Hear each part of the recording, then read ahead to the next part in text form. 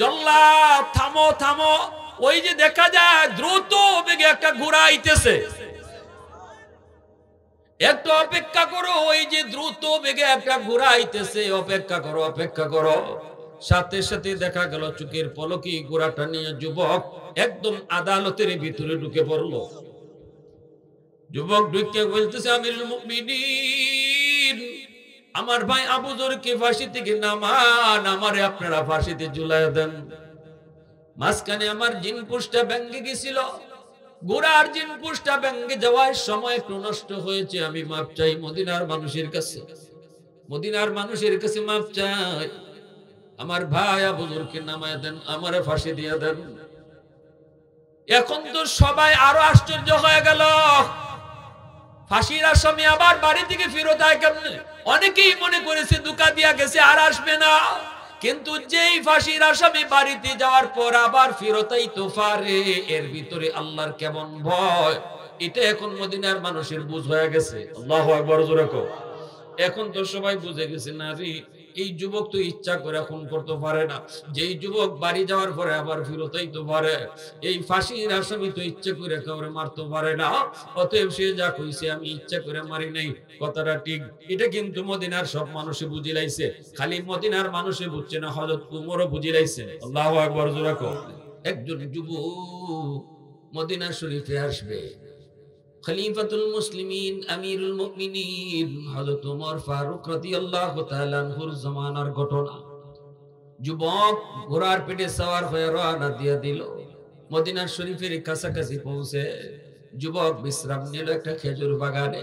প্রচন্ড রোদ, এই রৌদ্র থেকে বাঁচার জন্য খেজুর বাগানে আশ্রয় নিল। খেজুর বাগানে সে একটু বিশ্রাম নিল, ঘোড়াটা বাঁধা রাখলো। কিন্তু ঘুমন্ত অবস্থায় ঘোড়াটার রশি ছিঁড়া পাশের একটা জমিতে যায়া, এই জমির মধ্যে ছোট ছোট চারা লাগানো ছিল, চারাগুলা নষ্ট করে ফেলতেছে। যুবক তো ঘুমন্ত, সে জানে না।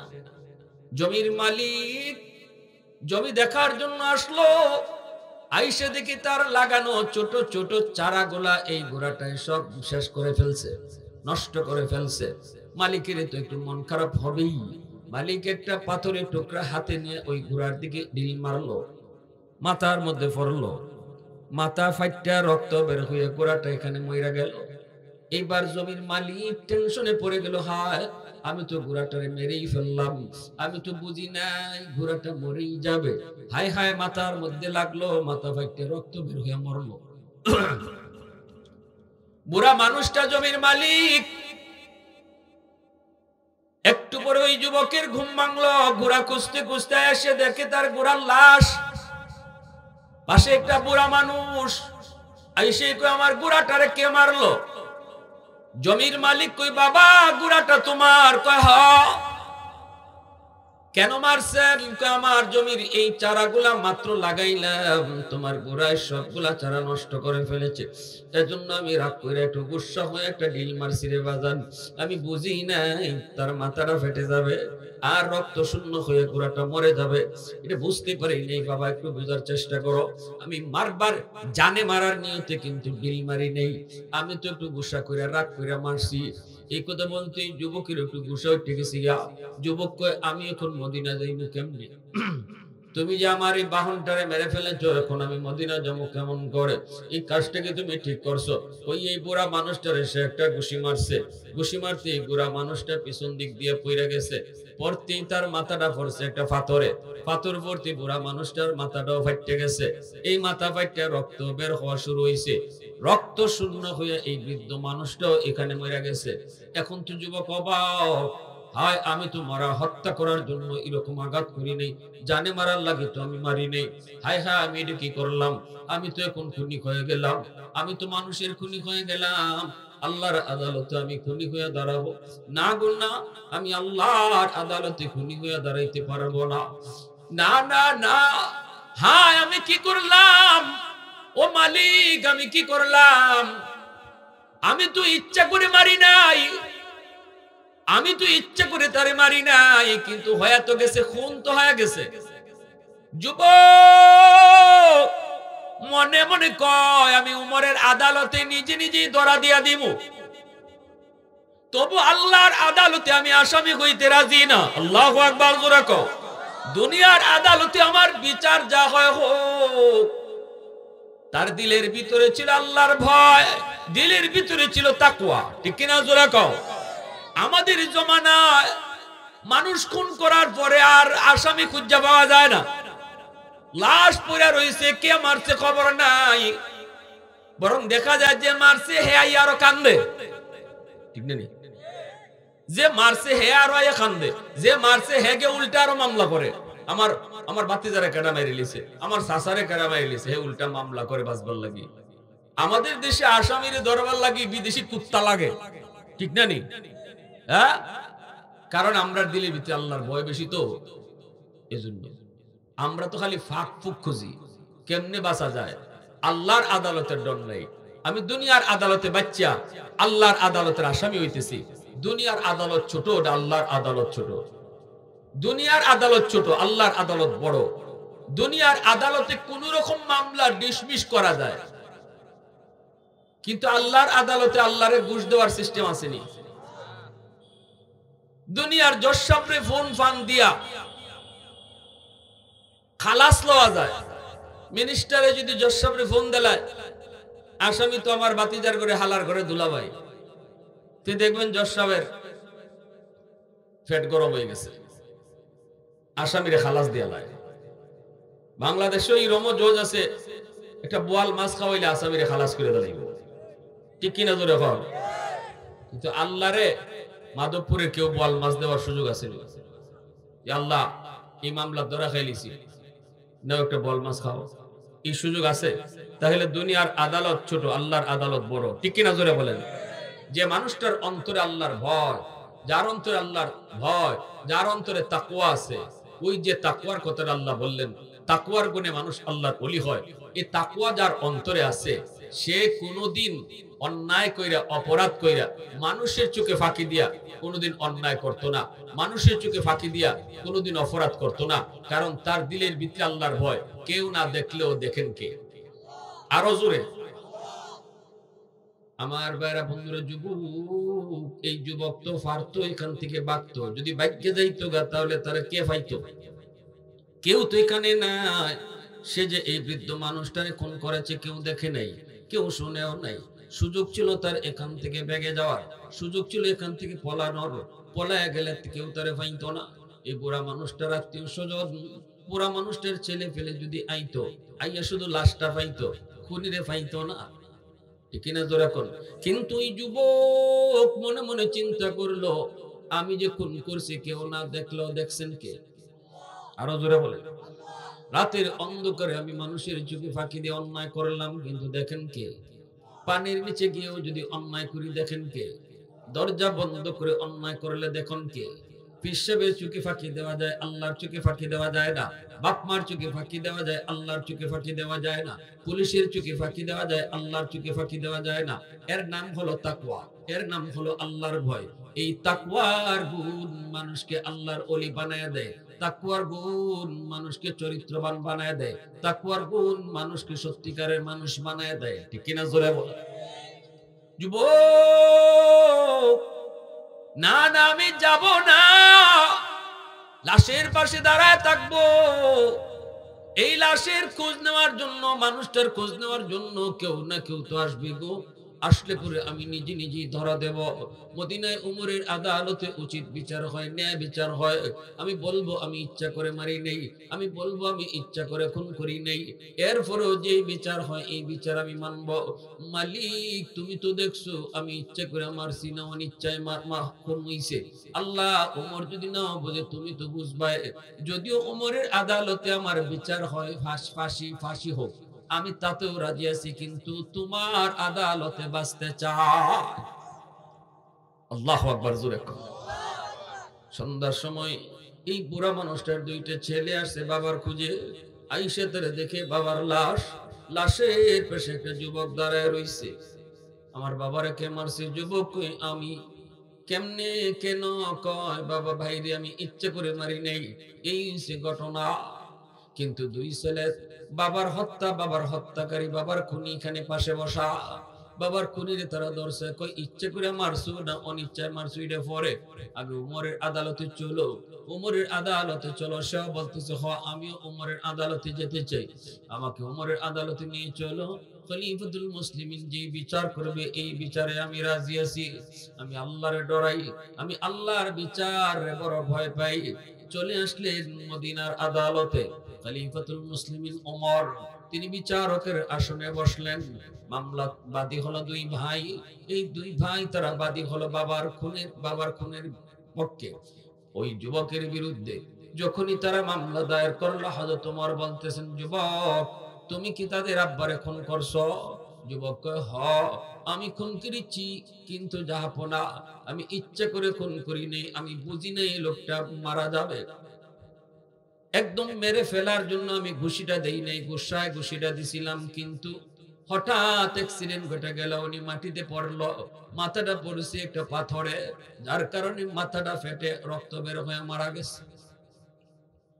খলিফাতুল মুসলিমিন হযরত ওমর এইবার যুবকের কথাটা শোনার পর তিনি বলেন, যুবক এটা তো শরীয়তের আদালতে গ্রহণযোগ্য কোনো কথা নয়। কোন খুনি খুন কইরা যদি কয় আমি ইচ্ছা করে মারি নাই, এটা শরীয়তে গ্রহণযোগ্য না। তোমার মনের ভিতরে কি অবস্থা সেটা তো আমি বুঝবো না। তোমার মনে ইচ্ছা আছে না অনিচ্ছা আছে, এটাতে মানুষের কোনো হাত আছে? জোরে খন জোরে, হ্যাঁ? আর তুমি যে খুন করেছো এর পক্ষে কোনো সাক্ষীও এই দুই যুবকের পেশ করা লাগবে না, দুই ভাইয়ের সাক্ষীও পেশ করা লাগবে না, কারণ তুমি নিজেই স্বীকার করতেছো খুন করছো, ঠিক না? যুবক যদি কইতো আমি খুন করি নাই, তখনও কিন্তু একটা ফেস লাগতো। যদি কইতো আমি খুন করি নাই, তাহলে ওই দুই ভাই যে যারা বাবার বিচার দাবি করছে এদের সাক্ষী আনা লাগতো, ঠিক কিনা? জোরে কর। হ্যাঁ আমরা দেখছি লোকটা খুন করছে, সাক্ষী আনতে হতো। শরীয়তের আদালতে সাক্ষীর দ্বারা রায় হয়, সাক্ষীর দ্বারা রায় হয় ইসলামী শরীয়তের আদালত। অতএব এই দিকে হযরত ওমর এই দুই ভাইয়ের সাক্ষীও চাইলেন না, কারণ আসামি নিজেই স্বীকার করে নিছে, ঠিক কিনা? ওমর বলে, আমার আদালতে রায় হত্যার বদলা হত্যা, খুনের বদলা খুন, রেডি হয়ে যাও তোমাকে ফাঁসিতে চড়ানো হবে, তুমি রেডি হয়ে যাও তোমার ফাঁসিতে চড়ানো হবে। এই কথা বললে ফাঁসির রায়, যুবকের বিরুদ্ধে ফাঁসির রায়। হযরত ওমর ওই যুবককে বলতেছেন, যুবক শেষ ইচ্ছা তোমার কিছু আছে নি কও? জীবনের শেষ কোন ইচ্ছা থাকলে তুমি পূরণ করতে পারো, সুযোগ দেওয়া হবে। যুবক কই, আমিরুল মুমিনিন আমার শেষ কোনো ইচ্ছা নাই, তবে একটা ইচ্ছা আছে, যদি আপনি আমার একটু সুযোগ দেন আমি বাড়ি যাই। কয় বাড়ি যাইবা? 300 মাইল দূরে মদিনা থেকে, খুনি বাড়িতে গেলে বাড়ির থেকে ফিরত হইব এর কোনো গ্যারান্টি আছে কি? হ্যাঁ, বাড়িতে কেন যাইবা? কয় আমার বাড়ির পাশে একটা বাজার, এই বাজারের মধ্যে একটা দোকান থেকে আমি কিছু মাল আইনে খাইতাম বাকিতে। এই মালিকটা, দোকানের মালিক হলো একজন ইহুদি, আমি অত তারিখের ভিতরে তার টাকাটা পরিশোধ করবো, এটা কথা ছিল। যদি আমি তার টাকাটা পরিশোধ না করি, তাহলে সে আমার বিরুদ্ধে শুধু কথা বলবে না, বলবে মুসলমান জাতটা খারাপ, এরা কথা দিয়ে কথা রাখে না, ওয়াদা খেলাফ করে। আমিরুল মুমিনিন, আমি একজন গুনাহগারের কারণে মুসলিম জাতির উপরে সে কথা তুলবে, এজন্য আমার একটু সুযোগ যদি আপনি দিতেন, আমি দ্রুত বাড়িতে যাইতাম, আর এই লোকটার পাওনাটা পরিশোধ করে আমি দ্রুত চলে আসতাম। কিন্তু আমিরুল মুমিনিন হযরত ওমর তিনি বলেন, এটা কেমনে সম্ভব? তুমি বাড়িতে গেলে পরে যে আবার তুমি আইবা, এর কি গ্যারান্টি আছে নি? খুন করছো, তোমার রায় হইছে ফাঁসি, ফাঁসির আসামি যদি বাড়িতে যায় আবার ফিরে আইবো, এর কি কোনো গ্যারান্টি তো নাই। আমি তোমার সঙ্গে অনেক মুজাহিদ সাথেও দিতে পারবো না, অনেক সৈন্য সামন্ত সাথে দিতে পারবো না, কারণ চতুর্দিকে জিহাদ চলছে, সমস্ত মুজাহিদরা জিহাদের ময়দানে, আবার দুই একজন যে তোমার সাথে দিয়া দিন এটাও সম্ভব না, কারণ এই দুইজন তোমার বাড়িতে তোমার সাথে যদি যায়, এই দুইজনে তোমারে লইয়া আইবো না এই দুইজনে তুমি রাখি লাইবা, এর তো গ্যারান্টি নেই, ঠিক না? তুমি যদি তোমার স্বাস্থ্য ভাই, খালাতো ভাই, মামাতো ভাই, বাপ চাচা সব লইয়া এই দুইজনে আটকাইতে রহ, তো এই দুইজন আমি গইব, অতএব তোমার এই প্রস্তাব মানা সম্ভব না। যুবক কয়, তাহলে আমারে ফাঁসির মঞ্চে ঝুলাইয়া দেন। আমি প্রস্তুত আছি, আমারে ঝুলাইয়া দেন। আমিরুল মুমিনিন, আমি কিন্তু ওই জায়গা থেকে বাগার সুযোগ ছিল, বাগি নাই, কারণ খুন করেছি আমি। কেউ না দেখলেও দেখছেন আমার আল্লাহ। তবে এটাও বলে দিই, আমি ইচ্ছা করে খুন করছি না অনিচ্ছায়, এটাও জানেন আমার আল্লাহ। সুবহানাল্লাহ। এর জন্য যদি আজকে দুনিয়ার আদালতে আমার বিচার হয়, ফাঁসি হয়ে যাক, তবু আমি আমার আল্লাহর আদালতে বাঁচতে চাই। এই বইলে যখন ফাঁসিতে নিয়ে যাওয়া হবে, তখনই হযরত ওমর বলেন, দাঁড়াও, মদিনায় তোমার এমন কোন পরিচিত লোক আসেনি, তোমার কোন আত্মীয় স্বজন আসেনি যারে তুমি জামিন বানায় যাইবা? যদি একজন মানুষ তোমার পক্ষে জামিন হয়, তাহলে তোমাকে আমি সুযোগ দিব, তুমি একাই যাইবা, তোমার লগে কাউরে দিব না। কিন্তু একজন মদিনায় জামিন বানায় যাওয়া লাগবে। যদি তুমি নির্ধারিত সময়ের ভিতরে না আসো, তোমার বদলা এই জামিনদাররে ফাঁসি দেওয়া হবে। এমন কোন লোক মদিনায় তোমার আসেনি, আপনজন, আত্মীয় স্বজন, পরিচিত কেউ? যুবক ডাক দিয়া বলেন, না আমিরুল মুমিনিন, মদিনায় আমার এমন কেউ নাই, আত্মীয় স্বজন কেউ মদিনায় নেই, পরিচিত কোনো বন্ধু বান্ধব নাই। অতএব না, এই প্রস্তাব আমার পক্ষে মানা সম্ভব না, আপনি আমারে ফাঁসিতে ঝুলাইয়া দেন। এই বইলে যখন হযরত ওমর জল্লাদকে হুকুম দিলেন, জল্লাদ যাও, ওরে ফাঁসিতে ঝুলাও।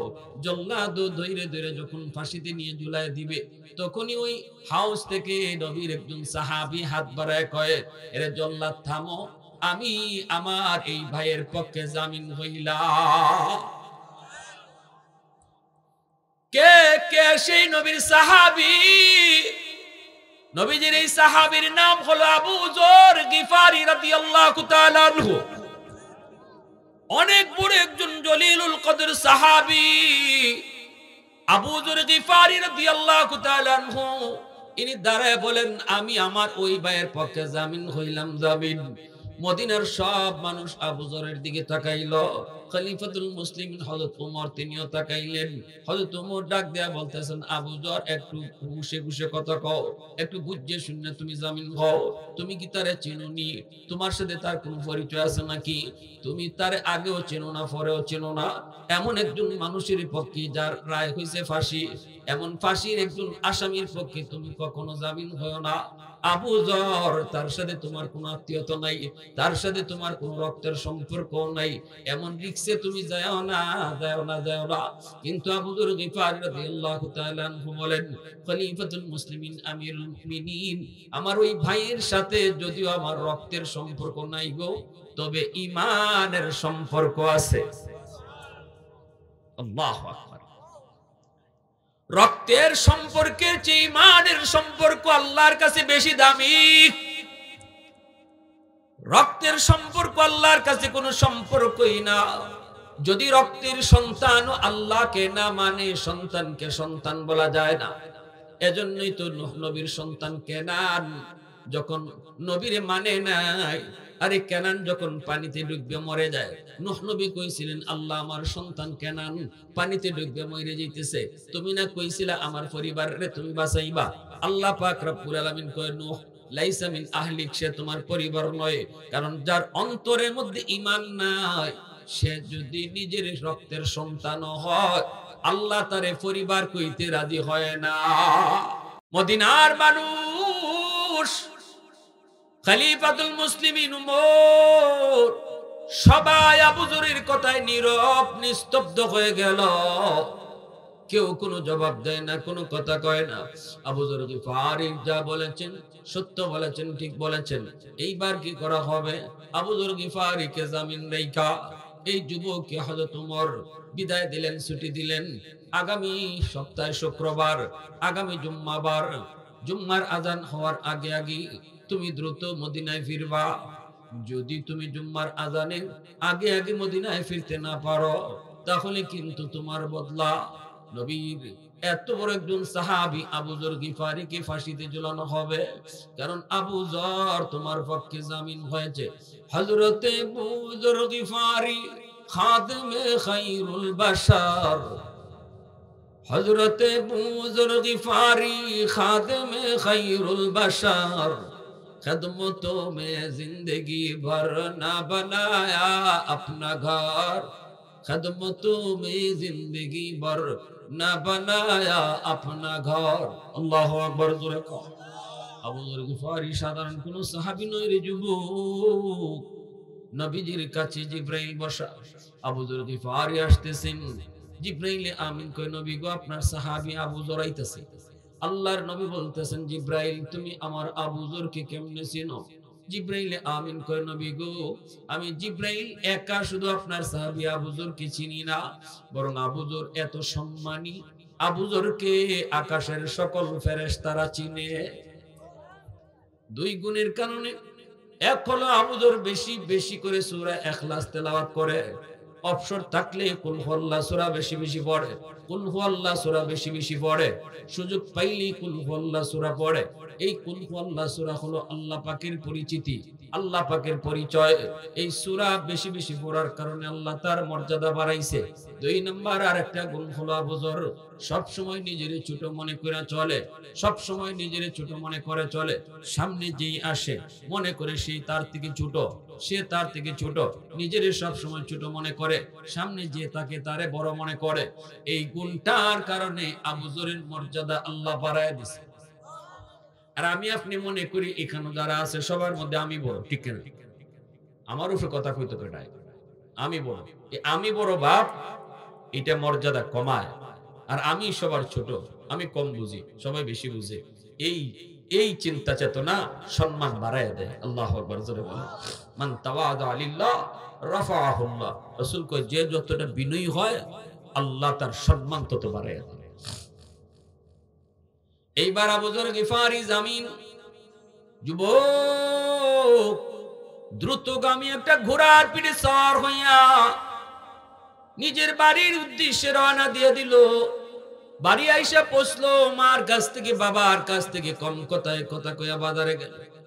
যাইয়া ওই লোকটার ঋণ পরিশোধ কইরা আবার মার কাছে বাবার কাছে ফিরা, মার কাছে বাবার কাছে বসলো। একমাত্র সন্তান বাপ মা। আল্লাহু আকবার, জোরে কও। মার কাছে বইসা মার বুকে মাথাটা রাইখে মারে আদর দিয়ে কই, মা গো, বিদায় দাও, বিদায় দাও গো মা, তোমার তোমার হক আদায় করতে পারি নাই গো মা।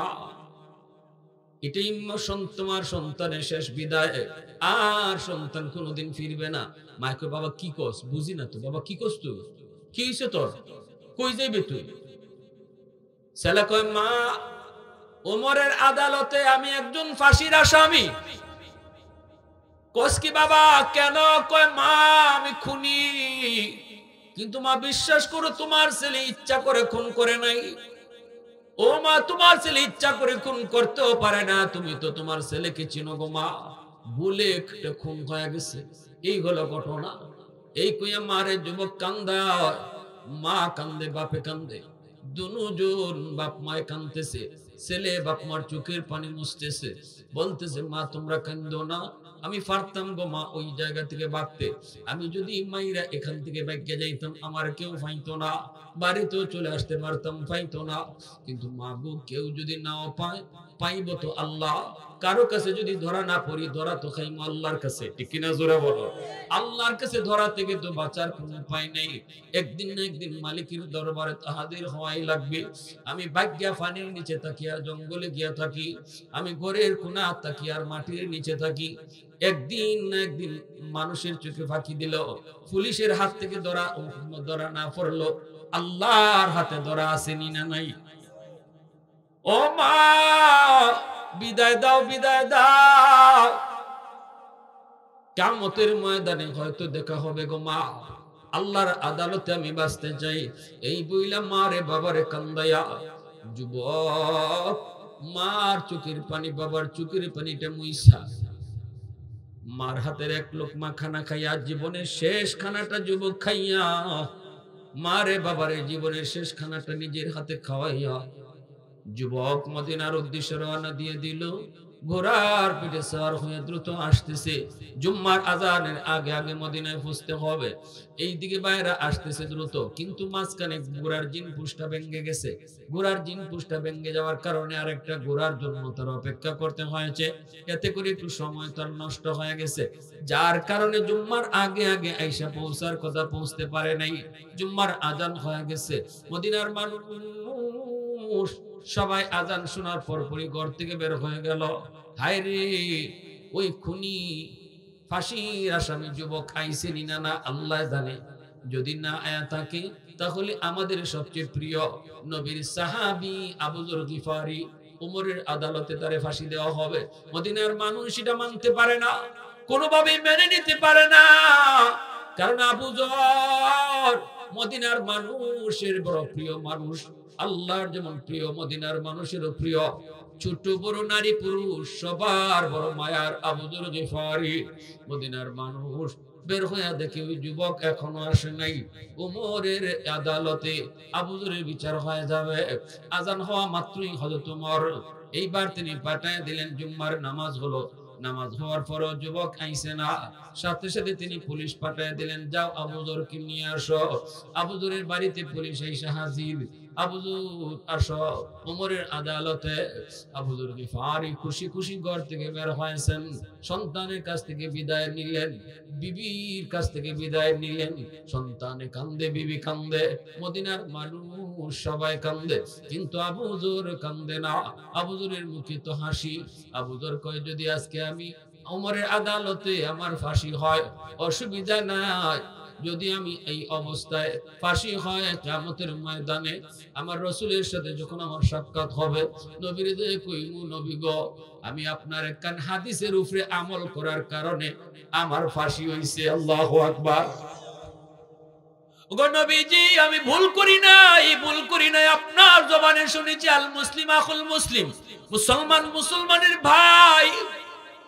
আমি হাদিসের উপরে আমল করেছি। আমি আমার নবীর সামনে এই কথা কইয়া নবীর সুপারিশ লইয়া লইমু। এই কথা কইয়া তিনি হাসি মুখে উমরের আদালতের দিকে রওনা দিয়ে দিছেন। ভাইরে যুবক, শুধু বুঝাইতেছি, আল্লাহর ভয় যদি অন্তরের মধ্যে থাকে তাহলে দুনিয়ার মানুষের চোখে ফাঁকি দিয়েও কেউ গুনাহ করতে পারে। আল্লাহর ভয় যদি অন্তরে থাকে, রাতের অন্ধকারে কেউ গুনাহ করতে পারে না। আল্লাহর ভয় যদি অন্তরে থাকে, কেউ মাফে কম দিতে পারে না। কাস্টমারে না বুঝলেও দেখতেছে কেডায়? আরো জোরে কও আল্লাহ। ভাইরা আমার, এইদিকে আমিরুল মুমিনিন উমর জুম্মার নামাজের পর বিচারকের আসনে বসে গেলেন। আবু যর গিফারিকে আসামির কাঠগড়ায় দাঁড় করায় দেওয়া হলো। মদিনার মানুষ কান্না শুরু করে দিল। কান্নার রোল পড়ে গেল মসজিদে নববীর প্রাঙ্গণে। যার দিকে তাকায়, যেই তাকায় সবাই কাঁদতেছে, নারী পুরুষ ছোট বড় সবাই কাঁদতেছে। আবু যর গিফারি আজকে ফাঁসি হবে। একজন খুনির কারণে, জামিন হওয়ার কারণে আবু যরের ফাঁসি হবে। কেউ মানতে পারে না, কেউ মেনে নিতে পারে না। আবু যর গিফারি দাঁড়াইছেন, আর হলো তোমার বলতেছে, আবু যর ওই সময় কইছিলাম জামিন হইতে একটু বুঝা আও, যুবক তো এখনো আসে নাই। আবু যর গিফারি কয়, অসুবিধা নাই, আমি রাজি আছি, খুশি খুশি আমি রাজি আছি, আপনি আমারে ফাঁসিতে ঝুলাইয়া দেন। যেই মাত্র হযরত ওমর কয়, জল্লাদ যাও, জল্লাদ যাও, আবু যরকে নিয়ে ফাঁসিতে লটকাও, আবু যরকে নিয়ে ফাঁসিতে দাও। ওই অবস্থায় মদিনার মানুষ হাও মাও করে কান্না শুরু করলো। ওমরের আদালতে কান্নার রুল। খলিফাতুল মুসলিমিন আমিরুল মুমিনিন হযরত ওমর তিনিও কান্না করে। বিচারক নিজে সুদ্ধা কাঁদতেছে। আল্লাহু আকবার জোরে কও। কারণ আজকে তো আবু যরের ফাঁসি হওয়ার কথা না গো। আবু যর তুই ফাঁসিতে উঠবার কথা না, ফাঁসিতে তো উঠবি ওই যুবক। ওই অবস্থায় মদিনার ওই জল্লাদ কই, আমি জীবনে কোনোদিন কাউরে ফাঁসি দেওয়ার সময় কান্দি নাই, কিন্তু আবু যর গিফারিকে ফাঁসি দেওয়ার সময় আমার চোখ দিয়ে দর দর করে পানি ঝরছে। আমার এক কদম সামনে আগায়, জল্লাদ আরেক কদম পিছনে যায়, এক কদম সামনে যায়, আরেক কদম জল্লাদ পিছনে যায়। এইদিকে একটু একটু দেরি করতেছে। আবু যর গিফারিকে নিয়া মাত্র রশিদে ঝুলাইয়া দিবে। মদিনার মানুষ ওই মরুভূমির দিকে তাকায় রয়েছে, যুবক নিয়ে আয়, দেখো গো তোমরা যুবক নিয়ে আয়। হঠাৎ করে একজনে চিৎকার দিয়া কয়, জল্লাদ থামো থামো, ওই যে দেখা যায় দ্রুত বেগে একটা ঘোড়া আইতেছে, একটু অপেক্ষা করো, ওই যে দ্রুত বেগে একটা ঘোড়া আইতেছে, অপেক্ষা করো অপেক্ষা করো। সাথে সাথে দেখা গেল চোখের পলকে গোড়াটা নিয়ে যুবক একদম আদালতের ভিতরে ঢুকে পড়লো। যুবক ঢুকে বলতেছে, আমিরুল মুমিনিন, আমার ভাই আবু যরকে ফাঁসি থেকে নামান, আমারে আপনারা ফাঁসিতে ঝুলাইয়া দেন। মাঝখানে আমার জিন পুষ্টা ভেঙে গেছিল, গোড়ার জিন পুষ্টা ভেঙে যাওয়ার সময় একটু নষ্ট হয়েছে, আমি মাপ চাই মদিনার মানুষের কাছে, মদিনার মানুষের কাছে মাপ চাই। আমার ভাই আবু যরকে নামায় দেন, আমারে ফাঁসি দিয়ে দেন। এখন তো সবাই আরো আশ্চর্য হয়ে গেল, ফাঁসির আসামি আবার বাড়ি থেকে ফেরত আয় কেমনে? অনেকেই মনে করেছে দুকা দিয়া গেছে আর আসবে না, কিন্তু যেই ফাঁসির আসামি বাড়িতে যাওয়ার পর আবার ফেরত আইতে পারে, এর ভিতরে আল্লাহর কেমন ভয়, এটা এখন মদিনার মানুষের বুঝ হয়ে গেছে। আল্লাহু আকবার জোরে কও। এখন তো সবাই বুঝে গেছে, না রে, এই যুবক তো ইচ্ছা করে খুন করতে পারে না, যেই যুবক বাড়ি যাওয়ার পরে আবার ফেরত আইতে পারে, এই ফাঁসির আসামি তো ইচ্ছা করে কাউরে মারতে পারে না, অতএব সে যা কইছে আমি ইচ্ছা করে মারি নাই, কথাটা ঠিক। এটা কিন্তু মদিনার সব মানুষে বুঝি লাইছে, খালি মদিনার মানুষে বুঝছে না, হযরত উমরও বুঝি লাইছে। আল্লাহু আকবার জোরে কও। সবার সামনে পরিষ্কার হয়ে গেছে। এইবার কি করবে? এখন হযরত আবু যরকে নামায়া ওই যুবককে যখন ফাঁসিতে ঝুলাবে, যুবকের যখন ফাঁসিতে ঝুলাবে, মদিনার মানুষ চোখের পানি মুচ্ছিল ঠিকই আবু যরকে নামাইবার সময়, কিন্তু এটা বুঝার পরে যে ইচ্ছা করে মারে নাই, এখন তো আবার সবাই কান্না শুরু করছে। এখন যুবকের প্রতি মায়া লেগে গেছে গিয়া, হায় রে, এই যুবক তো সে জানতেন যুবক না, তার ভিতরে যে আল্লাহর কি ভয়। এখন আবার সবাই কাঁদতেছে। হযরত উমর তিনিও বুঝতেছেন, কিন্তু উমরের হাতে তো ক্ষমতা নাই। ক্ষমতা হলো যারা বাদী মামলা করছে, বাদী যদি মাপ দেয় তাহলেই শুধু মাপ, ঠিক কিনা জোরে বলেন? আর নতুবা বিচারকের কোনো এখানে এখতিয়ার নাই। যেই মাত্র ওই যুবককে নিয়ে যাইতেছে আর মদিনার মানুষ কাঁদতেছে, ওই দুই ভাই যারা মামলা দিছিল এরাও বুঝতে পারছে না, আসলে যুবক ইচ্ছা করে আমাদের আব্বারে মারছে না। জল্লাদ মাত্র ঝুলাই দিব, এমনি দুই ভাই কয়, জল্লাদ থামো, আমার ভাইকে ফাঁসি দেওয়া লাগবে না, আমাদের বুঝ হয়ে গেছে, বুঝ হয়ে গেছে, আমার এই ভাইটা আমার আব্বারে ইচ্ছা করে মারতে পারে না, বাড়ি যাওয়ার পরেও যে আবার ফেরত আইতে পারে, ইচ্ছা করে মারে না, আমাদের বুঝ হয়ে গেছে গো। অতএব আমার ভাইটারে নামায় দাও, আজকে থেকে আমরা দুই ভাই না, আজ থেকে আমরা তিন ভাই। आवाज देखो ना सुबहान अल्लाह। फारूक तेरा नाम से इस्लाम रहेगा, फारूक तेरा नाम से इस्लाम रहेगा, दुनिया की अदालत में तेरा नाम रहेगा, दुनिया की अदालत में तेरा नाम रहेगा, उस्मान तेरा नाम से इस्लाम रहेगा, दुनिया की सखावत में तेरा नाम रहेगा, दुनिया की सखावत में तेरा नाम रहेगा, हैदर तेरा नाम से इस्लाम रहेगा, दुनिया की शजाअत में तेरा नाम रहेगा, मुआविया तेरा नाम से इस्लाम रहेगा, दुनिया की सियासत में तेरा नाम रहेगा, दुनिया की सियासत में तेरा नाम रहेगा। मुसलमाনের आवाज देखो अल्लाहु अकबर, आरो जोरे अल्लाहु अकबर। তাহলে আমার ভাইরা বন্ধুরা, এইবার বুঝেন আল্লাহর ভয়, যেই ভয়, আল্লাহর ভয় থাকলে আল্লাহ কয় আল্লাহর ওলি হওয়া যায়। যার ভিতরে আল্লাহর ভয় আছে সে আল্লাহর ওলি, যার ভিতরে আল্লাহর ভয় যত বেশি আছে সে তত বড় ওলি। সুবহানাল্লাহ জোরে কোন। তাহলে আল্লাহর ভয় কার অন্তরে আছে? যে নামাজ পড়ে না হের অন্তরে আল্লাহর ভয়। কি কর? যে মিছা কথা কয় হের অন্তরে আল্লাহর ভয়। আল্লাহর ভয় কার অন্তরে আছে এটা বুঝার আলামত হইল সে গুনারে ডরায়, ঠিক কি না? আল্লাহর ভয় কার অন্তরে আছে এটার আলামত হইল সে গুনারে ডরাইব। যে গুনাহ যদি ওই জায়গা, তে সাথে সাথে কাফন শুরু করব, আল্লাহ ভুলে গেছি, আল্লাহ আল্লাহ ভুলে গেছি, শয়তানের ধোঁকায় গুনাহ করে ফেলেছি, আল্লাহ মাফ করো, এও আল্লাহর ওলি। সুবহানাল্লাহ। গুনাহ হয়ে যাওয়াটা বড় ভুল না, গুনাহ হয়ে যাওয়াটা বড় দোষ না, গুনাহ হওয়ার পরে তওবা না করা এটি হলো বড় দোষ। গুনাহ হওয়ার পরে যদি একজন অনুতপ্ত হয়ে যায়, আল্লাহ ভুল করে ফেলাইছি, মাফ করে দাও, আল্লাহ আর করতাম না, তখন কিন্তু আল্লাহ পাক খালি মাফ করে তা না, বরং এই গুনার কারণে এই অপরাধটার কারণে যত গুনাহ হয়েছিল এই সমপরিমাণ গুনারে আল্লাহ নেকি বানাই দেয়। ইল্লা মান তাবা ওয়া আমানা ওয়া আমিলা আমালান সালিহা ফাউলাইকা ইউবাদদিলুল্লাহু সাইয়্যাতিহিম হাসানাত।